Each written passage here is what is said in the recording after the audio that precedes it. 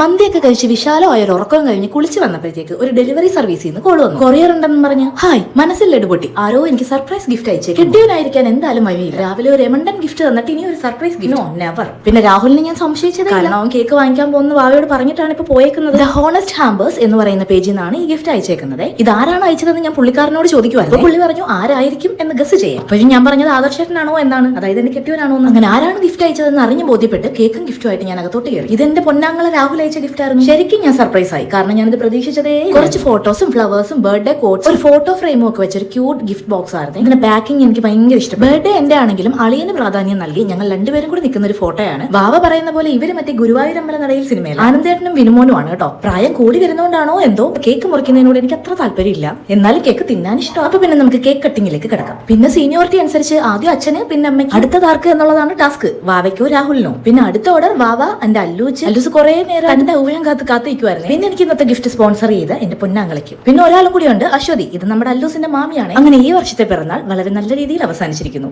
Wish ചെയ്ത എല്ലാവർക്കും ഒരുപാട് നന്ദിയും ഒത്തിരി സ്നേഹവും.